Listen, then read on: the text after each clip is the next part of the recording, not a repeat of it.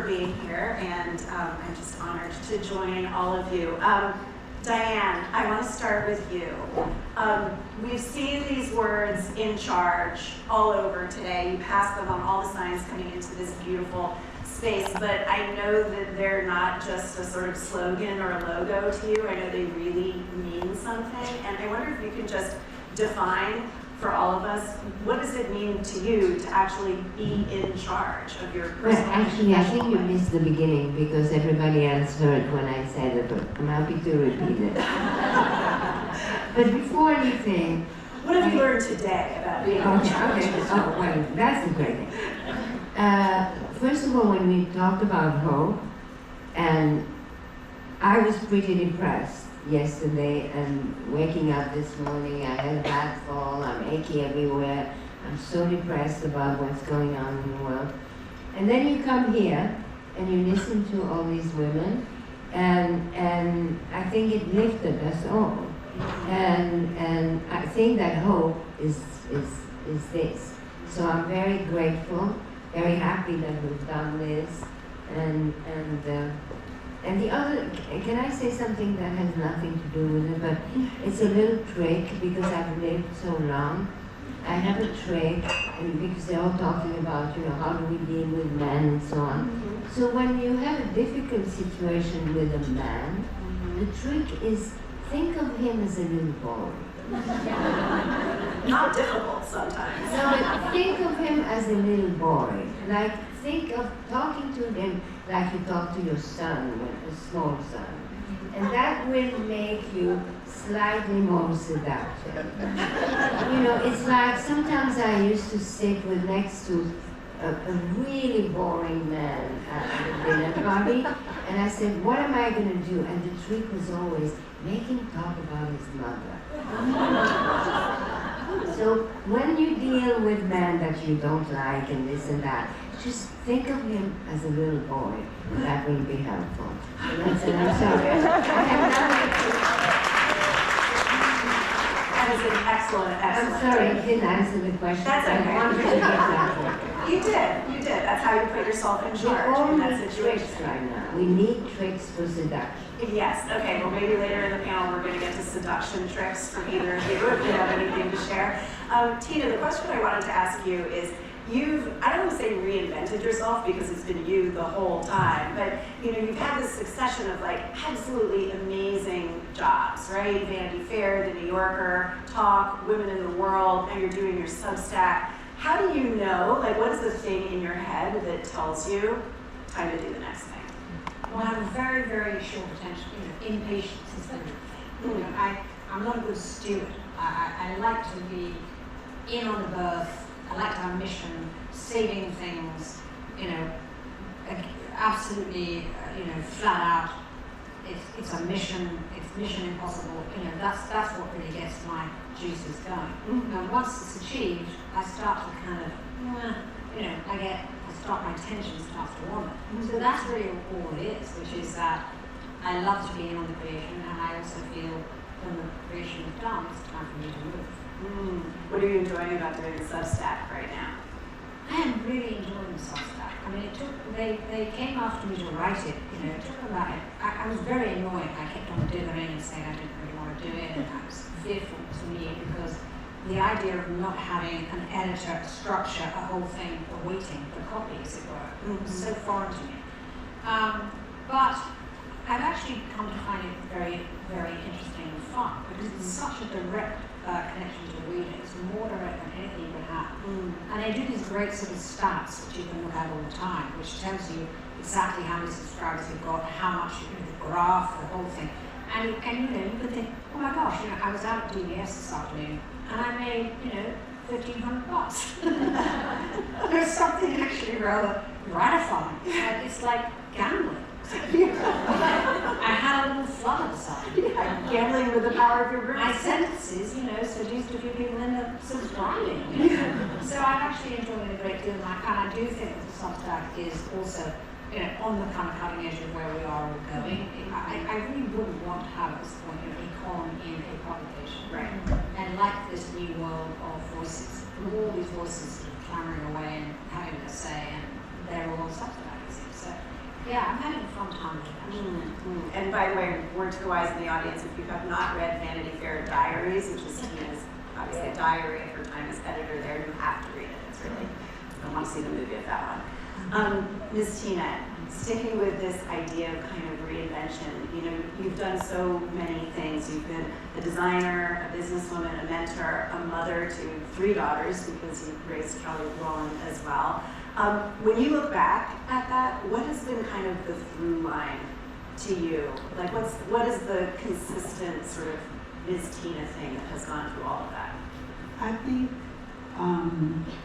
more than anything, just the need at the time. You know, whatever the need was for me, and just having new adventures. Very much like Tina said, I don't get bored, but I like new adventures. I like new challenges, and I think a big part of it was I built the confidence as I went along.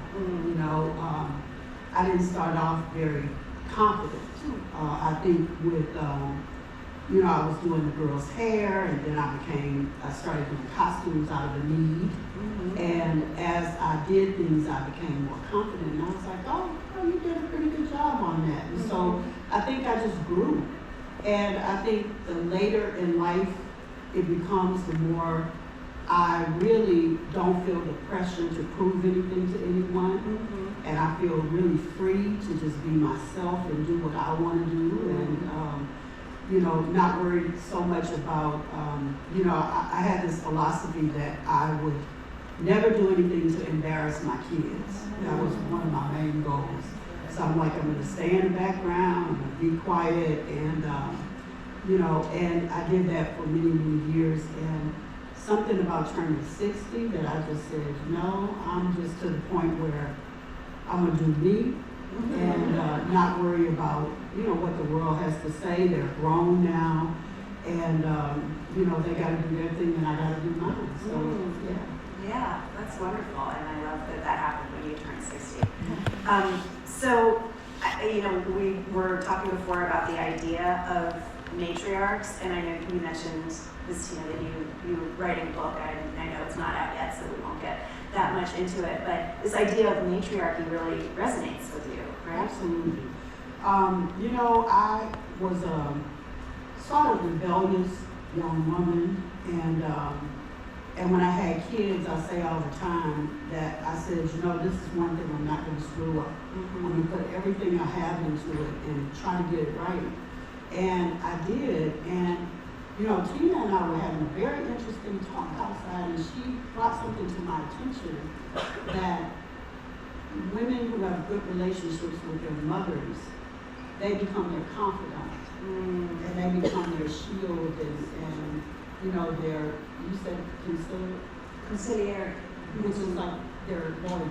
Yeah. You know, just a protector of your kids, and so that resonated with me because that is what I wanted to be, and you know, I think that's the best job that I've ever had in my life, is being a mother. And so I just thought it was time for me to tell my own story, because there are so many misconceptions about my family, and I don't want people to have that power to tell the story I want to tell myself. Diane, does the word matriarch resonate with you? Do you think? Oh yeah, I mean, in my family they call me Oracle. Or either Oracle or Goat. And so I'm the Oracle. So I'm definitely the matriarch. But they don't really take me seriously inside the family. So I always tell them I need an audience outside. I don't get the recognition. But I did come up with something the other day. I said, when you get older and your children get older and your grandchildren get older, you actually, what did I say? You realize that you are the children you have. Wait, spool that out. The children you have. So think about it. Well, you did pretty good.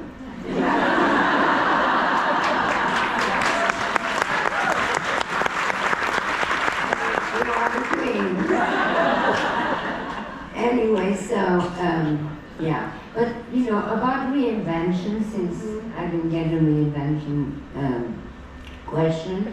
And I don't know, I am the maximum reinventionist. I reinvent myself every day. Yeah. And it's very tiring. And it's funny because on one side, I am confident, definitely. I was always confident. I was confident as a little girl. I mean, you know, and the mirror is where I get my confidence, not because the way I look at all, but the eye contact with me. That's very important, because that's what gives me strength. Having said that, I mean, at least twice a week, I wake up as a total loser. No, and I think it's important to say that. Because, you know, and it doesn't last very long. I get up and then I get going. But I am tough on myself, so anyway. And what is that tough on yourself? What does it feel like? Are you criticizing things you've done, or are they regrets? No, no guilt. No guilt. Guilt is forbidden in myself. I have no guilt. My children know that.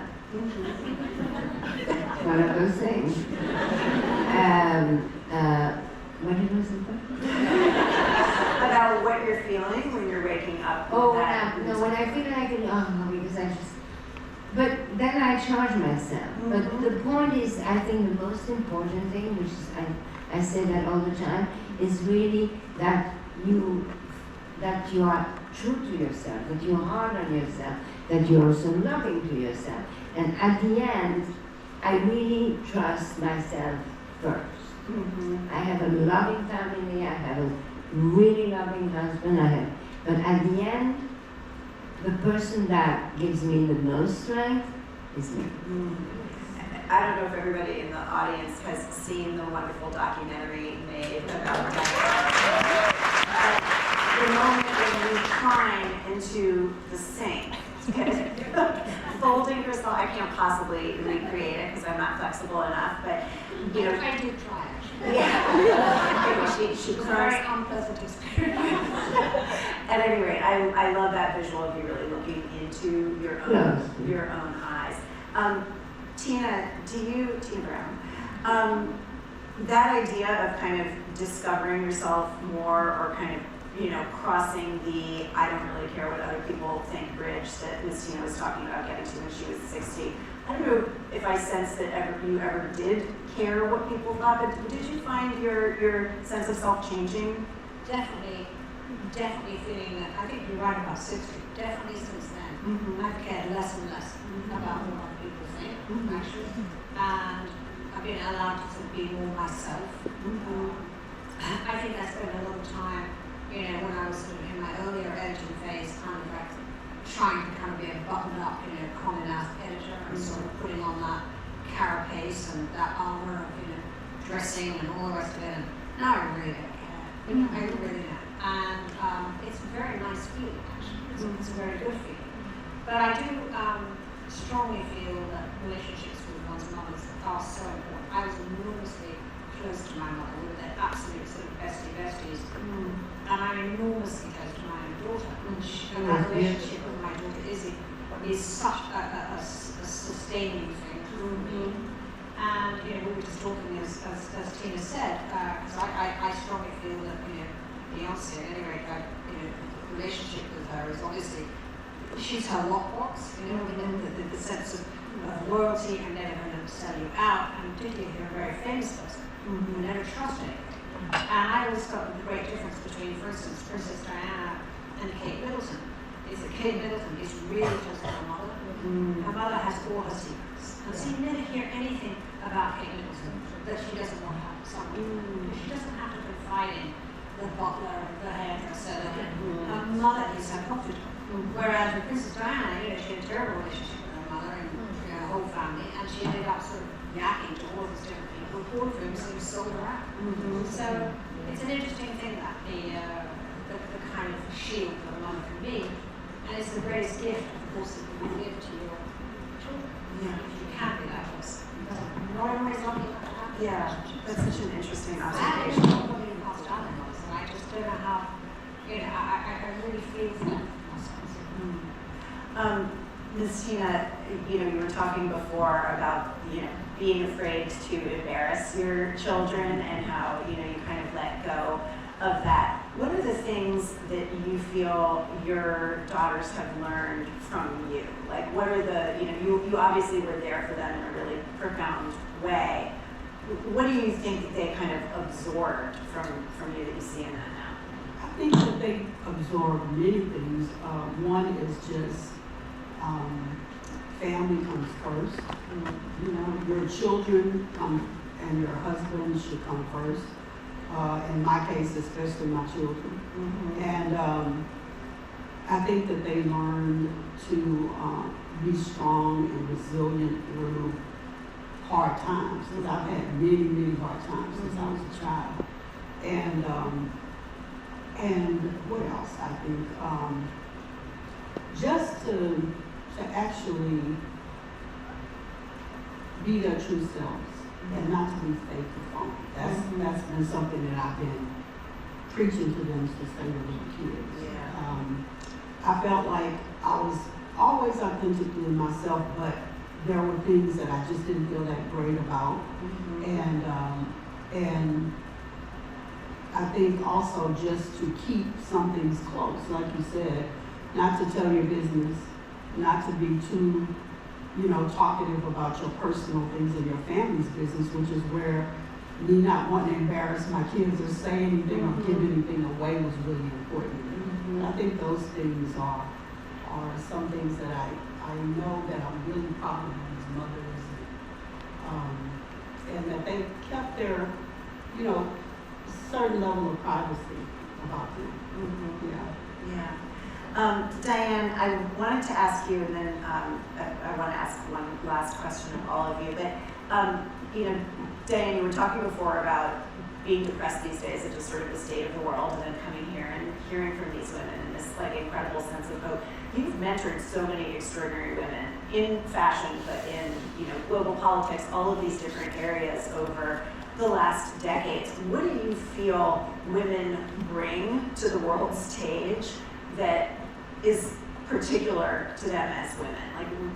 If we're talking about matriarchy, why do we need more matriarchs? Well, women are, first of all, I was raised by a mother that when you talked about men, we were proud to be girls. I never wanted to be a man. And my mother, if she talked about men, she said, Nicole, and so I have that feeling for men. I do have compassion for men because it's not easy to be a man. I don't want to get graphic, but it's, men, it's difficult, I don't want to be graphic, but I'm dying from it. You want me to be graphic? Please. Okay. The difference between, man is hard. It's difficult, Will I get it up? Should I get it up? Will I get it up? The whole situation of it's not so easy to be a man. So that's why I say, think about it as a son. Think about it as, and that will give you a lot more patience and this, and then you can get things done, So but having said that, what was the question? You answered it perfectly. No, but what women bring. First of all, women bring life. Women have children. Okay? So you can't compete with that sense of security. You bring life. So it's unbeatable. So we should be proud to be women, and right now it's the age of rage, right? So since I've been graphic, I will be graphic even more. I said now it's the age of rage of the white man with a small penis. So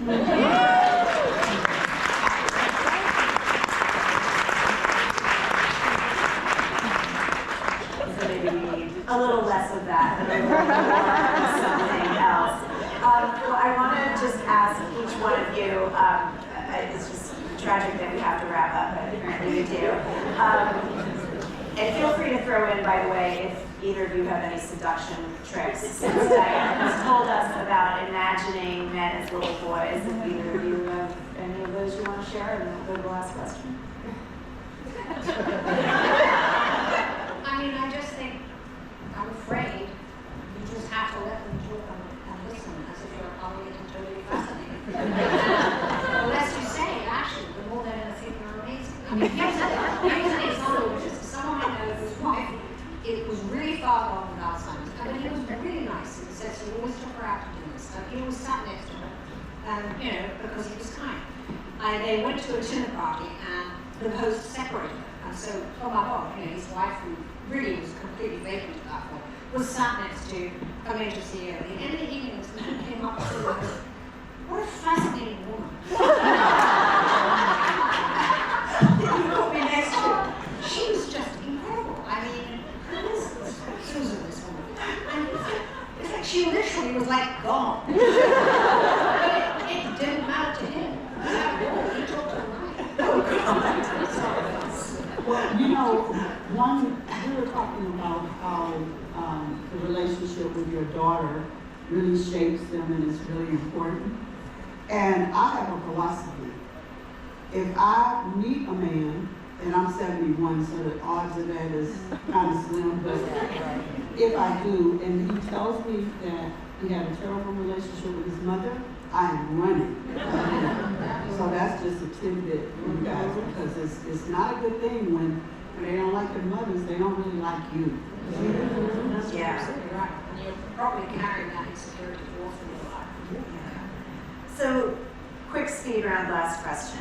I think what we're talking, all of you, you have this incredible sort of self-possession. It seems like you all really know yourselves well, which is, I think, part of what we're all trying to do here.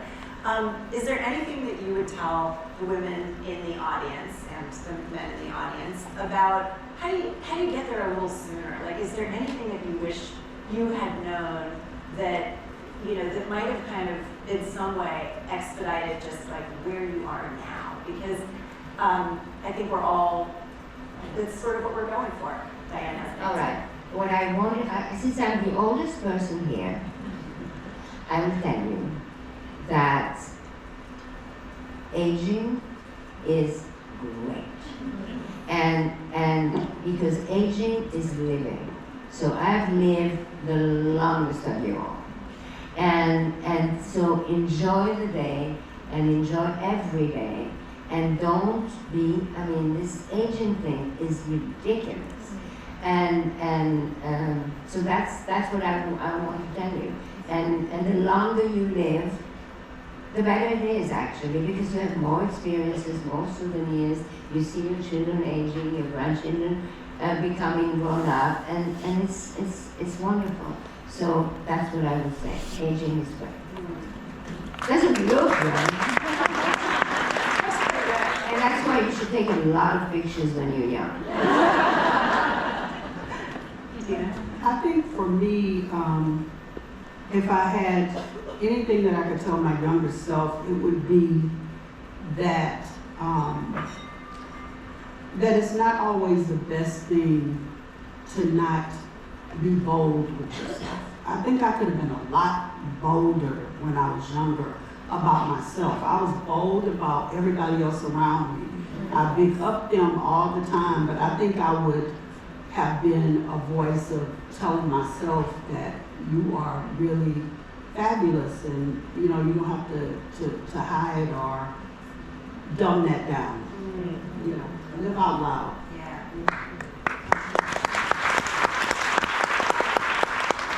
I think when you were here today, I'm very jealous of your wonderful panels. I think I was a bit crippled by perfectionism. I just felt I had to be so good at everything all the time that I never really sort of gave myself much time to breathe and just say, you did pull that off. It was good. I never really gave myself time to sort of tell myself that something I'd done was really, an achievement. I tended to be thinking that why wasn't it better? What am I going to do next? So my daughter's trying to teach me now to sort of slightly, luxuriate a little bit in some of the achievements that I have had. and recognise that they were meaningful, because I never really did feel that, you know, so that's been a nice gift that she's given me, actually. Yeah. Well, that's beautiful and meaningful and a perfect note to end on. So thank you, Tina, Diane.